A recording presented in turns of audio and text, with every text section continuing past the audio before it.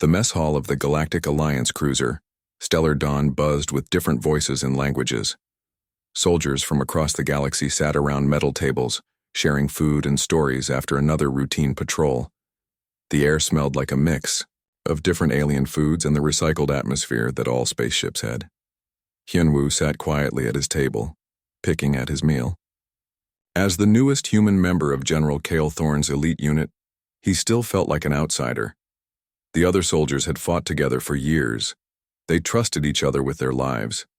Hyunwoo was still proving himself. At the table next to him, Captain Vex was telling a story. The Draxon captain was huge, even sitting down. His reptilian scales were dark green and scarred from many battles. His yellow eyes gleamed as he spoke. "So this human prisoner tells us about the Battle of Terra's Gate," Vex hissed, his forked tongue flicking out. "Claims one human soldier held off an entire regiment for 3 days. 3 days, with nothing but basic weapons and determination." The other aliens at the table laughed. Lieutenant Prism, a crystalline Nixari, made a sound like wind chimes in a storm. Her crystal body flashed different colors as she was amused. "Impossible," Prism said, her voice ringing like music. "My calculations show that scenario has a 0% success rate. Humans lack the physical strength and mental focus for such actions." Sergeant Buzz clicked his mandibles together rapidly. The insectoid Klaxi was smaller than the others, but his forearms moved constantly as he spoke. "Humans tell good stories," Buzz clicked. "But stories are not reality. We Klaxi have hive records going back thousands of years. No single warrior can do what humans claim their soldiers do." More laughter filled their corner of the mess hall. Hyunwoo felt his face grow hot, but he stayed quiet. He was just a communications officer. These were veteran warriors from the most feared species in the galaxy. What could he say? Captain Vex leaned back in his chair, which creaked under his massive weight. "Remember that human unit we rescued on Proxima 7? They were crying and begging for help. So much for human courage." "The Battle of Marathon," Prism added, her crystalline form shifting to a darker blue. "Humans claim one of their ancient warriors ran impossible distances to deliver a message, then died from the effort. Physical analysis proves this could not happen. Or they're Spartan warriors," Vex continued. "Supposedly 300 humans held off millions of enemies at some narrow pass. Mathematics alone proves this false." Buzz's antennae twitched with amusement. "Human stories always involve impossible odds and miraculous victories. They cannot accept that sometimes defeat is simply defeat." The conversation was getting louder. Other tables started listening. Hyunwoo saw Bora and Jiho, the other 2 humans in the unit, sitting across the room. Bora's jaw was tight as she listened. Jiho kept his face calm, but his hands were clenched into fists. "What about their berserker legends?" Vex asked the group. "Humans who supposedly fought with such fury that they felt no pain, feared no death. Pure fantasy." "Human psychology is well documented," Prism stated. "They break under extreme stress, faster than most species. Their pain tolerance is average at best. These berserker stories contradict basic biology." Buzz nodded with all forearms. "In our battles with humans, they surrender quickly when facing real danger. They are not the warriors their stories claim." Hyunwoo finally couldn't stay quiet anymore.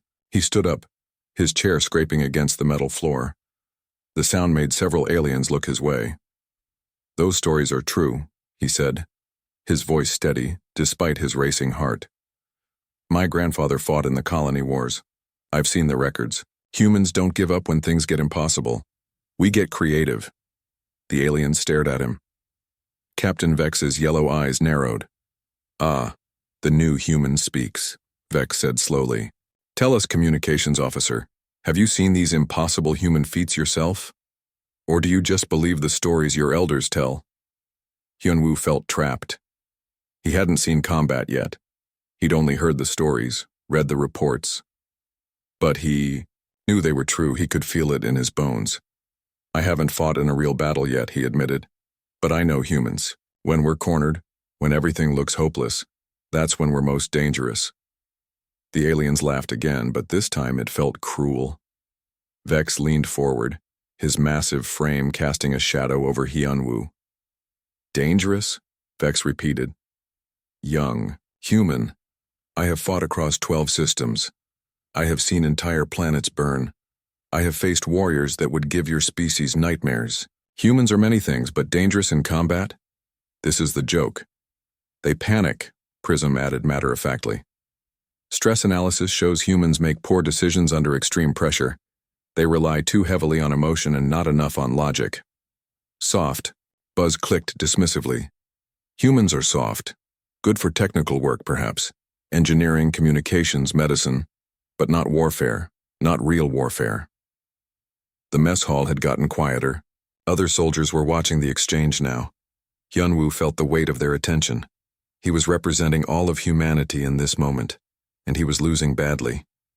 You've never seen humans fight for something they believe in, he said quietly. You've never seen what we do when our families are threatened. Emotion, Vex said with disgust. You prove my point. Warriors think with their minds, not their hearts. Emotion makes you weak. Across the room, Bora started to stand up. Her face was red with anger. But before she could speak, a new voice cut through the conversation. That's enough. Everyone turned. General Cale Thorne stood in the doorway of the mess hall. The legendary Vorthak warrior was not particularly tall, but his presence filled the room. Scars covered his gray skin, telling the story of countless battles. His dark eyes missed nothing. The general walked slowly through the mess hall. Every soldier he passed sat up straighter. Even Captain Vex, who feared nothing, seemed to shrink in his chair. Cale Thorne had fought in more wars than most species had records of. He had commanded fleets, conquered worlds, and earned the respect of every warrior race in the galaxy. When he spoke, people listened, but now he said nothing. He walked to the food line, filled a tray, and sat down at an empty table. He ate his meal in silence while the entire mess hall watched. The conversation about human legends died immediately. Soldiers finished their meals quietly and returned to their duties. Soon, only a few tables remained occupied. Hyunwoo sat back, down, feeling both relieved and frustrated. The general had stopped the mockery, but he hadn't defended humanity either. The other aliens still thought humans were weak. Nothing had changed. As he finished his meal, Hyunwoo caught the general's eye. Cale Thorne looked at him for a long moment, his expression unreadable. Then he returned to his food. Hyunwoo left the mess hall with more questions than answers. He didn't know that very soon he would have a chance to prove every human legend true. He didn't know that the greatest test of his life was already heading toward them through the darkness of space, and he had no idea that General Cale Thorne was keeping a secret that would change everything. The alarm that woke the crew of the Stellar Dawn was not the gentle chime of a normal morning call. It was the harsh, urgent sound that meant emergency. Hyunwoo rolled out of his bunk and grabbed his uniform, his heart already racing. In the briefing room, the entire unit gathered quickly. The large screen at the front showed a planet covered in red and brown continents. General Cale Thorne stood before them, his face grim. Kepler 442b, the general said without introduction. Mining colony. Population, 47,000 civilians.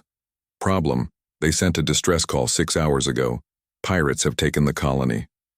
The screen changed to show tactical information. Numbers scrolled down the side in different alien languages. None of the numbers looked good. The Ravager clans, Captain Vex hissed, reading from his own display. This is not good news. Lieutenant Prism's crystal form shifted to a worried yellow color. The Ravagers are not typical pirates. They are organized, well-armed, and extremely violent. Sergeant Buzz's forearms moved nervously as he accessed more data. Colony defenses were overwhelmed in less than 2 hours. The pirates control all major installations. General Thorne nodded grimly. It gets worse. Intelligence shows the Ravagers didn't just raid the colony. They're using it as a bossy. They have a full battle fleet hidden in the asteroid field nearby. The screen showed new images. Ships of different sizes and designs filled space around the planet. Even Hyunwoo, who was not trained in fleet tactics, could see this was a massive force. How many? Asked Prism. though her tone suggested she didn't want to know. Over 10,000 warriors from multiple species. Bloodclaw mercenaries, Void Reapers, Crimson Horde fighters, and others. They've been planning this for months. The briefing room fell silent. The Stellar Dawn carried 200 crew members, including support staff. Even if every person on the ship was a trained fighter, which they weren't, the odds were 50 to 1. "Sir," Captain Vex said slowly, "perhaps we should call for reinforcements. The Third Fleet could be here in 4 days." "The colonists will be dead in 4 hours," Thorn replied flatly. "The pirates are already executing people to make examples. We go in now, or we go in too late." Bora, sitting near the back with the other human crew members, leaned forward. "What's the tactical situation on the ground?" Thorn changed the display to show the colony layout. It was built in a valley between 2 mountain ranges, with the main settlement centered around the mining operations. The pirates control the high ground on both sides. They have the spaceport, the power station, and the communications center. Civilians are being held in the main residential area, which is surrounded by their forces. "Shields?" asked Jiho. "Failing. The pirates have been draining power for their ships. The colony's defenses will be completely down within 12 hours. The aliens in the room exchanged worried glances. This was not a rescue mission. This was a suicide mission disguised as a rescue mission. "Sir," Lieutenant Prism said carefully, "my tactical analysis suggests our chances of success are less than 12%. Even with perfect execution and significant luck, the probability of mission failure remains extremely high. The smart move is to evacuate what civilians we can and call this a strategic withdrawal." Captain Vex added, "We cannot save everyone, but we can save some." Sergeant Buzz clicked his agreement. "A partial evacuation preserves our forces for future missions. Total commitment here risks losing everything for minimal gain." General Thorn listened to all of this without expression. Then he looked at the 3 humans in the room. "What do you think?" he asked. Hyunwoo felt surprised to be asked for his opinion. He was the communications officer, not a tactical expert. But as he looked at the display, ideas began forming in his mind. "The pirates have good positions," he said slowly. "But they're spread out. They're covering a lot of ground with their forces. That means they can't be strong everywhere at once." Bora nodded, studying the layout. "If we could cause enough chaos in multiple locations, they'd have to split their attention, make them react instead of act." "The mining tunnels," Jiho added, pointing at the display. "They run under the entire colony. The pirates are surface fighters. They won't expect an attack from below." The 3 humans began talking faster, building on each other's ideas. They pointed out weak spots in the enemy formation, identified key targets, and discussed ways to use the colony's own infrastructure against the invaders. The aliens watched this with growing amazement. Where they saw impossible odds and certain death, the humans saw opportunities and possibilities. "This is madness," Captain Vex said, but his tone was more curious than dismissive. 37 different things have to go exactly right for this plan to work, Prism calculated aloud. "The statistical probability of success is virtually 0. But it's not actually 0, Hyunwoo pointed out. And 0% chance is still a chance. Besides," Bora added with a small smile, "what's the worst that could happen? We die. We were probably going to die anyway if we try a straight assault." Sergeant Buzz's antennae twitched. "Humans have very strange attitudes toward mortality." "We don't think about dying," Jiho explained. "We think about winning. Death is just one possible outcome. Winning is another." General Thorn had been silent during this exchange. Now he stepped forward. "The plan has merit," he said simply. "We'll modify it slightly, but the core approach is sound. We insert in 3 teams. Team 1 takes the power station. Team 2 secures the spaceport. Team 3 goes through the mining tunnels to reach the civilians." He looked around the room. "I won't lie to any of you. This mission has almost no chance of success by conventional standards. We're outnumbered, outgunned, and attacking a prepared enemy in defensive positions." The alien soldiers shifted uncomfortably. These were facts they couldn't argue with. "However," Thorn continued, Conventional standards don't account for everything. Sometimes the impossible becomes possible through will, creativity, and absolute refusal to accept defeat. He turned to look directly at the three humans. Each team will include at least one human. You'll be responsible for what we call tactical flexibility, adapting the plan when everything goes wrong. When, not if, Captain Vex asked. When? Thorne confirmed. No plan survives contact with the enemy, but some plans survive long enough to win anyway. The briefing continued for another hour, working out details and contingencies. But even as they planned, everyone in the room knew they were preparing for something that should be impossible. Everyone except the humans, who seemed to think impossible, was just another word for challenging. As the meeting ended and the crew prepared for battle, none of them realized they were about to witness the birth of new legends. They were about to see why human stories seemed so impossible to believe. They were about to learn the difference between stories and truth. The first sign that everything was going wrong came when their dropships were still 3 minutes from landing. Red warning lights filled Hyunwoo's transport as the pilot's voice crackled over the comm. Multiple missile locks. They were waiting. For us.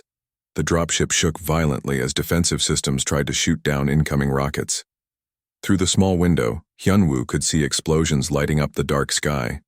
One of the other transports was already falling, trailing fire and smoke. Crash positions, shouted Sergeant Buzz, his forearms bracing against the ship's walls. The landing was less of a landing and more of a controlled crash. The dropship hit the ground hard, slid across rocky terrain, and finally stopped when it hit a large boulder. Alarms were screaming, smoke filled the cabin, and half the squad was unconscious or injured. Hyunwoo shook his head, trying to clear his vision. His ears were ringing, and he could taste blood. Around him, the surviving soldiers were slowly getting to their feet. "Sound off," he called, surprised to hear his own voice taking charge. Lieutenant Prism was unconscious, her crystal form cracked in several places. Captain Vex was conscious but had a deep cut across his scaled forehead. "Communications are down," reported one of the Draxon soldiers. "Can't reach the other teams, or the ship." "Navigation systems are destroyed," added another. "We don't even know where we are."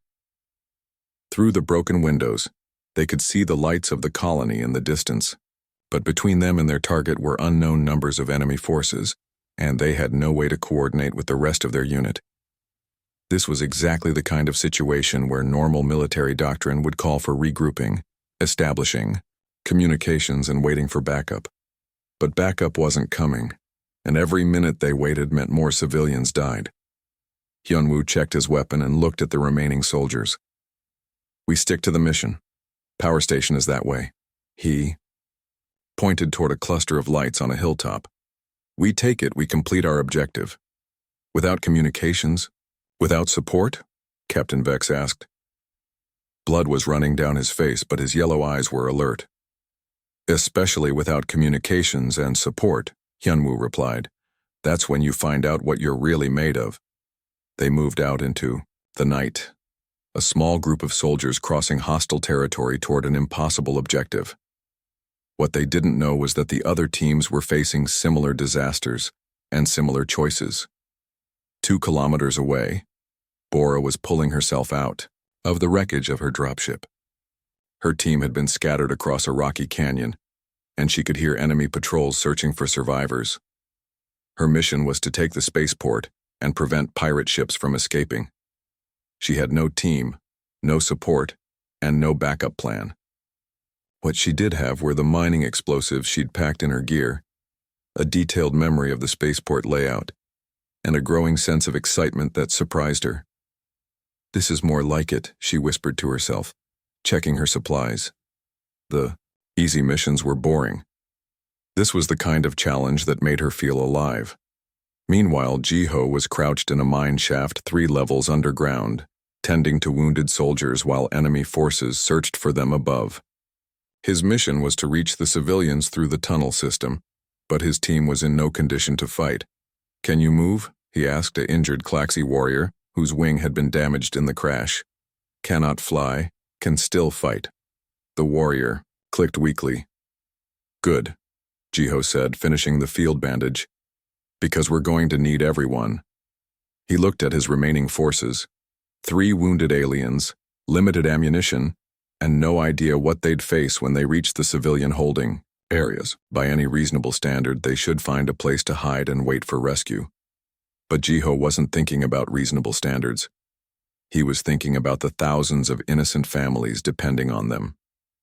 Back on the surface, Hyun-woo's team had reached the outskirts of the power station. The facility was heavily guarded, with searchlights sweeping the approaches and armed patrols walking the perimeter. 12 guards visible, whispered one of the Draxan soldiers. Probably more. Inside. Heavy weapons at the main entrance. This is a fortress. Then we don't attack the fortress, Hyun-woo said simply. We attack the power. He pointed to the massive transmission lines that carried electricity from the station to the rest of the colony. They were protected, but not as heavily guarded as the main facility. We bring down the power grid, the whole colony goes dark. That causes confusion and forces them to split their attention between multiple problems. But how do we get close enough? Asked Captain Vex. Those lines are in the open, will be spotted. Hyun-woo smiled. And for the first time, Captain Vex saw something in the human's expression that reminded him of predators from his homeworld. Who says we need to get close?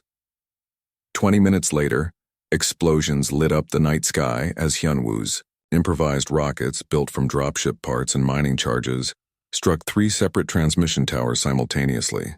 The power station's lights went out, and darkness fell across half the colony. Immediately, enemy communications filled with confused voices as guards tried to figure out what had happened. In that confusion, Hyun-woo's team struck the now dark facility with speed and precision that surprised even themselves. At the spaceport, Bora had been busy too. She'd spent an hour moving through the facility's maintenance tunnels, planting charges at key structural points. She didn't have enough explosives to destroy everything, but she didn't need to destroy everything. She just needed to make sure no pirate ships could take off. When her charges detonated, they didn't destroy the landing pads. Instead, they collapsed the fuel lines and damaged the launch control systems. Ships could still land, but they couldn't refuel or get clearance to leave. The pirates found themselves trapped on a planet where their main advantages, superior numbers and mobility, were suddenly much less useful. Underground, Jiho had reached the civilian holding areas through a route that should have been impossible to navigate. His wounded team had fought 3 separate engagements with pirate patrols, winning each time through tactics that emphasized surprise and misdirection over direct confrontation. When they finally broke through to the residential area, they found thousands of terrified colonists huddled in converted warehouses. The pirates guarding them were expecting rescue attempts from the surface, not from beneath their feet. The battle for the civilian area was over in minutes, but it wasn't the victory that shocked the aliens on Jiho's team. It was what happened afterward. Instead of securing the area and waiting for extraction, Jiho immediately began organizing the freed civilians into defensive positions. He armed them with captured weapons, set up medical stations, and turned the rescued civilians into an armed force ready to defend themselves. "You're giving weapons to untrained people," observed the wounded Klaxi warrior. "No," Jiho corrected. "I'm giving weapons to people defending their families. There's a difference." By dawn, the impossible had happened. 3 small teams of soldiers working without communication or coordination had crippled a force 50 times their size. The power grid was down, the spaceport was disabled, and the civilians were not only free but actively fighting alongside their rescuers. The pirate fleet, which had seemed so overwhelming just hours before, found itself dealing with multiple crises simultaneously. Their careful plans were falling apart faster than they could adapt. But the real shock came when the 3 human team leaders finally managed to establish contact with each other. Instead of sounding tired or stressed after hours of impossible combat, they sounded energized. "Status report." Hyun-woo's voice crackled over the captured communication system. "Spaceport secure," Bora responded cheerfully. "No enemy ships getting off this rock. How's the power situation?" "Grid's down and staying down," Hyun-woo confirmed. "Jiho, how are our civilians?" "Free and fighting mad," came the reply. "Turns." Out colonists don't like being taken hostage, who knew? Captain Vex, listening to this exchange, felt something shift in his understanding of warfare. These humans weren't just surviving impossible odds. They were turning those odds against their enemies, and they were enjoying it. For the first time in his long military career, the veteran Draxan warrior began to think that maybe, just maybe, those human legends weren't legends after all. The final battle came at sunrise. The pirate forces, thrown into confusion by the night's attacks, had regrouped for one massive assault on the colony's central plaza. Over 3,000 Ravager warriors surrounded the hastily built defenses, where fewer than 50 Alliance soldiers waited with the freed civilians. Hyunwoo stood on top of an overturned mining vehicle, scanning the enemy positions through binoculars. Around him, his mixed force of aliens and humans prepared for what everyone knew would be their last fight. "They're coming from all sides," reported Captain Vex, his yellow eyes reflecting the morning light. The Draxan warrior's scales were blackened, with soot and dried blood, but his voice was steady. Lieutenant Prism, her crystal form still cracked from the crash landing, calculated odds with the mechanical precision of her species. "Enemy outnumbers us 67-1. Our ammunition, supplies are at 15%. Defensive positions are adequate but not optimal." Sergeant Buzz clicked his mandibles nervously as he watched the enemy formations move into position. "My Hive brothers would say this is a glorious death. Better to die fighting than live hiding." The alien soldiers were preparing themselves for death with the calm dignity of professional warriors. They had fought bravely, accomplished their mission, and were ready to face whatever came next. But the humans seemed to exist in a completely different reality. Bora was humming an old Earth song as she checked her remaining explosives. She'd wired the plaza's support structures with her last charges, creating a network of controlled demolitions that could reshape the entire battlefield if needed. "This is going to be fun," she said to no one in particular, sighting down her rifle at the approaching enemy forces. Jiho moved between the defensive positions, treating wounded soldiers and organizing civilian volunteers. He worked with the focused calm of someone who had found his element. "Remember," he told a group of colonist miners, "aim for center mass, conserve ammunition, and stay behind cover. When the shooting starts, just focus on the target in front of you." And Hyunwoo continued studying the enemy positions with the intensity of someone solving a complex puzzle. Where others saw overwhelming force, he saw patterns, weaknesses, and opportunities. "They're making a mistake," he said quietly. Captain Vex looked at the massive enemy formation surrounding them. "What mistake? They have us completely outnumbered and surrounded." "Exactly," Hyunwoo replied. "They're so focused on making sure we can't escape that they've positioned themselves where they'll be shooting at each other as much as at us." He pointed to the enemy positions on the hilltops around the plaza. "Look at their crossfire patterns. When they open up on us, at least half their fire will be going toward their own people on the opposite hill." The aliens stared at the tactical situation, trying to see what Hyunwoo saw. Slowly, the pattern became clear. The pirates had chosen positions that gave them complete coverage of the plaza, but also created a situation where their own forces were in each other's firing lanes. "But how does that help us?" asked Prism. "We're still in the middle of their killing field." "We don't stay in the middle," Bora said, understanding immediately. "We make them move, force them to reposition while they're shooting at each other, the civilians," Jiho added, seeing the next part of the plan. "We get them to safety while the pirates are confused, then use the underground tunnels to attack from unexpected directions." The alien soldiers watched this exchange with growing amazement. The humans weren't just planning to survive the final assault. They were planning to win it. "This is insane," Captain Vex said, but his tone was more admiring than critical. "No," a new voice said from behind them. "This is human." Everyone turned. General Cale Thorne stood at the edge of the plaza, his armor scorched and his weapons ready. Behind him were the survivors from the Stellar Dawn, the crew who had managed to fight their way down from orbit. "Sir," Hyunwoo started to report, but the general held up a hand. "I've been monitoring your communications," Thorne said. "All 3 teams accomplished impossible missions with minimal resources and no support. The tactical situation reports I've been receiving shouldn't be possible." He looked around the defensive positions, taking in the mixed force of aliens, humans, and armed civilians. But here we are. The sound of enemy war cries echoed across the plaza as the pirates began their final assault. Thousands of warriors, from a dozen different species, charged toward the small group of defenders. "Positions!"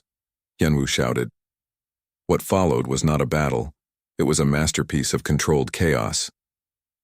Bora triggered her charges at precisely the right moments, bringing down sections of hillside and redirecting the enemy advance into narrow channels where their numbers meant nothing.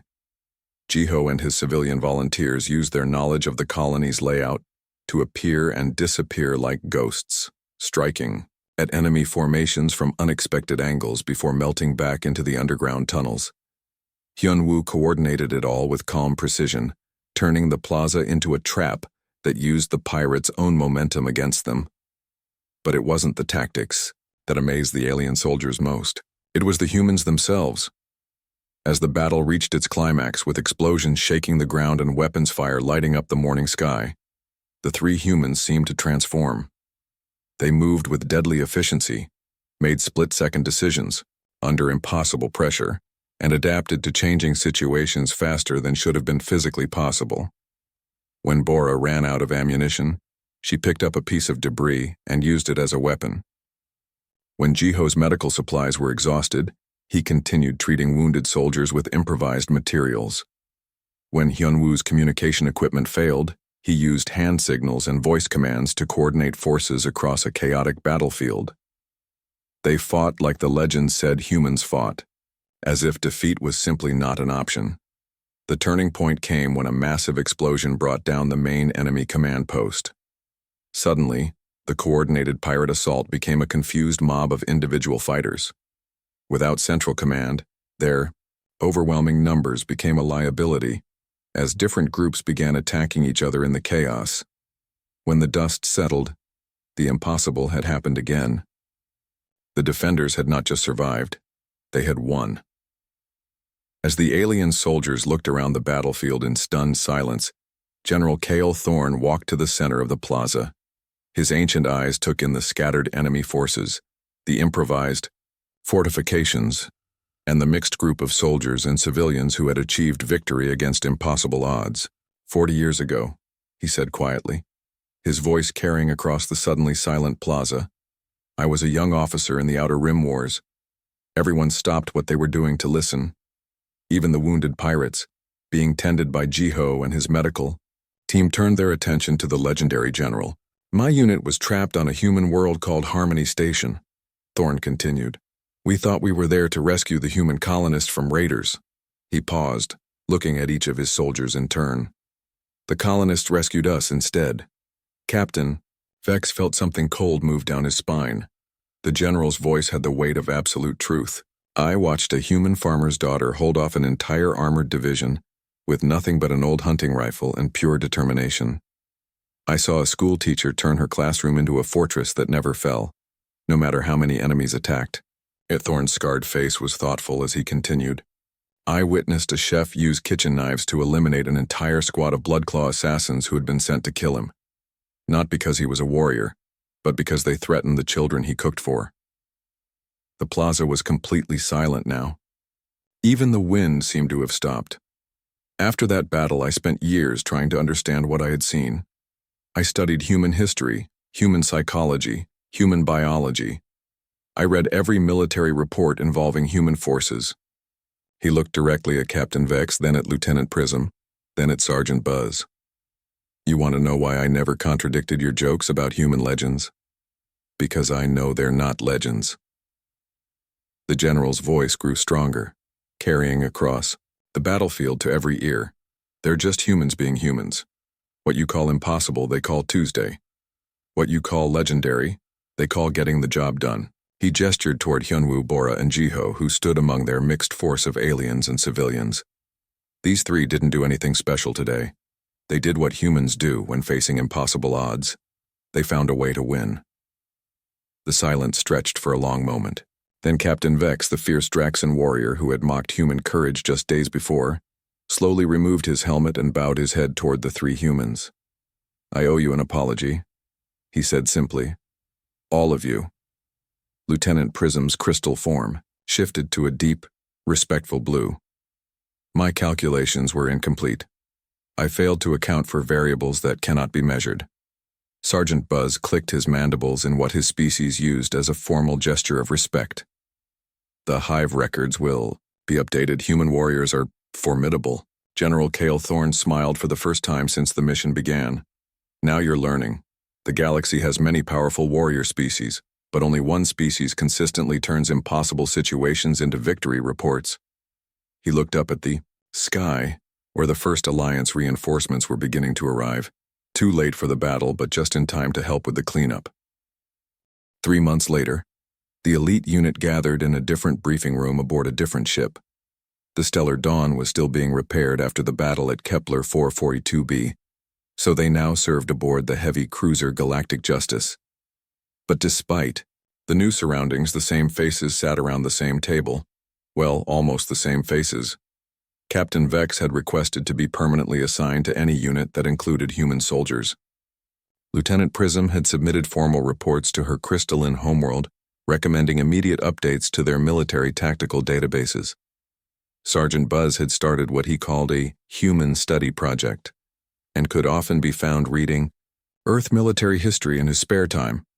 The change was obvious to anyone who knew them before. Target analysis complete, Prism announced, her crystal form shifting through various analytical colors as she processed data. Enemy force consists of 1,500 Marauder clan warriors occupying a fortified asteroid base. Standard approach would be a siege, Captain Vex added, studying the tactical display. Surround the base, cut off supplies, wait for surrender. Estimated time, 6 to 8 weeks.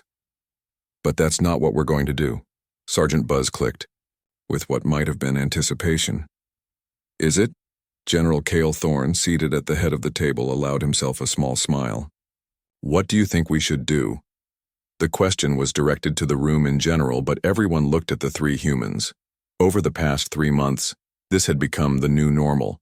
When faced with impossible tactical situations, the alien soldiers had learned to look for human solutions. Hyun Woo, now promoted to lieutenant, studied the display showing the asteroid base. It was a classic fortress, massive walls, overlapping defensive systems, multiple layers of protection. Traditional military doctrine said it was impregnable. The base has good defenses, he said slowly, but it's also isolated. They're dependent on supply ships for everything: food, ammunition, spare parts. Bora, now wearing the insignia of a combat engineer, nodded as she followed his thinking. If we could make them think their supply lines were cut, they'd have to send forces out to investigate. That would reduce the defenders and create opportunities. But we'd need to make it convincing, Jiho added, his medics training making him consider all the angles. Just blocking their communications wouldn't work. They'd send scouts. We'd need to make them actually believe they were under siege. The three humans began building on each other's ideas, as they had learned to do. They talked about fake ship signatures, manufactured evidence of a large Alliance fleet, and ways to use the asteroid field itself to create false sensor readings. Captain Vex watched this process with fascination. You're planning to defeat 1,500 warriors with deception. We're planning to make 1,500 warriors defeat themselves, Hyunwoo corrected. There's a difference. The statistical probability of success remains low, Prism calculated, but her tone was more curious than dismissive. However, my new analysis protocols account for human tactical flexibility. Revised probability, 43%. 43%? Buzz clicked with surprise. That's remarkably high for this type of operation. Human operations consistently exceed statistical predictions, Prism explained. I've adjusted my models to account for variables I previously considered unmeasurable. General Thorne leaned back in his chair watching the discussion. 3 months ago, you would have called this plan impossible. 3 months ago, we didn't understand human warfare, Vex admitted. We thought it was about strength and numbers. We didn't realize it was about thinking and adapting. And stubbornness, Buzz added. Humans are remarkably stubborn about accepting defeat. We prefer the term persistent, Bora said with a grin. The briefing continued for another hour, refining the plan and working out contingencies. But the real difference was in the atmosphere. 3 months ago, the alien soldiers would have been worried about an operation like this. Now they seemed almost eager to see what their human teammates would accomplish. As the meeting ended and the crew prepared for their new mission, Hyun-woo found himself walking beside General Thorne through the ship's corridors. "Can I ask you something, sir?" he said. "Go ahead. At Harmony Station, when you saw those colonists fight, did you know then that they would win?" Thorne was quiet for a long moment. "No," he said finally. "I thought I was watching brave people die for a hopeless cause. But they didn't die. No, they didn't. And that's when I learned something important about humans." Thorne stopped walking and turned to face Hyun-woo directly. "You don't fight to win. You fight until you win. There's a difference." "I don't understand." "Most species fight until victory seems impossible. Then they surrender or retreat. It's logical. It preserves lives and resources for future battles." Thorne's scarred face was thoughtful. "Humans fight until the enemy gives up, no matter how impossible victory seems. You don't calculate odds, you create them." They resumed walking, passing other crew members in the corridors. Hyun-woo noticed that the alien crew members nodded respectfully to him now, not just because of his rank, but because of what he represented. "Sir, there's something else I don't understand," he said. "Why didn't you tell us about Harmony Station before, when the others were making jokes about human legends?" Thorne smiled, and for a moment he looked less like a legendary general and more like a teacher who was proud of his students. "Because you had to see it for yourselves. If I had just told them stories, they would have thought they were just stories. Now they know the difference between stories and truth, between hearing about something and witnessing it." Thorne paused at the junction of two corridors. "They've seen human warriors in action now. They've fought alongside you. They know what you're capable of." As if summoned by their conversation, Captain Vex appeared around the corner, along with Prism and Buzz. The 4 aliens who had once mocked human military capability now sought out human company, human ideas, and human solutions to impossible problems. "Lieutenant," Vex said with formal respect, "we've been discussing the mission. We have some additional tactical suggestions." "The asteroid field creates opportunities for misdirection," Prism added, her form shifting to an excited yellow. "If we coordinate our deception properly, we could make them think they're facing a force 10 times our actual size." "My hive memories include similar operations," Buzz clicked enthusiastically. "The principles are sound, but the human approach adds variables that could make it much more effective." Hyun-woo looked at these warriors who had become not just allies, but friends. 3 months ago, they had dismissed human military capability. Now they were actively seeking ways to incorporate human tactics into their own strategies. "What changed your minds?" he asked directly. The aliens exchanged glances. Captain Vex spoke first. "We thought human legends were impossible because we were measuring them against our own limitations. We didn't realize you don't have the same limitations." "Physical limitations, yes," Prism added, "but not mental ones. Your species approaches problems differently. When we see walls, you see doors. When we see endings, you see beginnings." Buzz clicked thoughtfully. "It's a very useful perspective for warfare."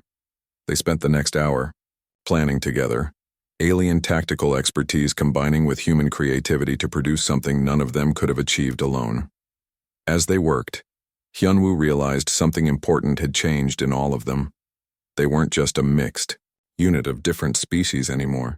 They had become something new, a team that combined the best qualities of multiple warrior traditions into something greater than the sum of its parts.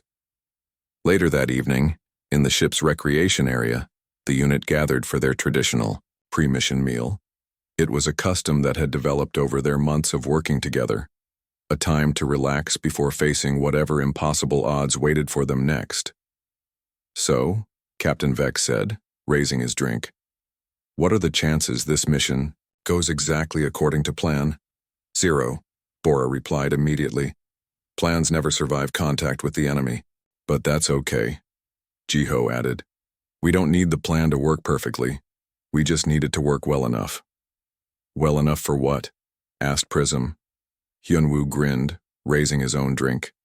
Well enough for us to improvise the rest? The aliens laughed, a sound that would have been impossible 3 months ago. They had learned to find humor in impossible odds, to see opportunity in desperate situations, and to trust in their teammates' ability to find solutions when everything went wrong. To impossible missions, General Thorne said, joining the toast. To human stubbornness, added Captain Vex. To tactical flexibility, contributed Prism. To fighting until you win, concluded Sergeant Buzz. As they prepared for their next mission, none of them were worried about the overwhelming odds they would face. They had learned something that changed everything. Impossible was just another word for challenging, and challenging was what made life interesting. The legends weren't stories about the past anymore. They were blueprints for the future, templates for what could be accomplished when different species worked together and refused to accept defeat. And somewhere in the ship's database, new legends were already being written. Stories of the unit that consistently achieved impossible victories, led by humans who treated impossible odds as just another day at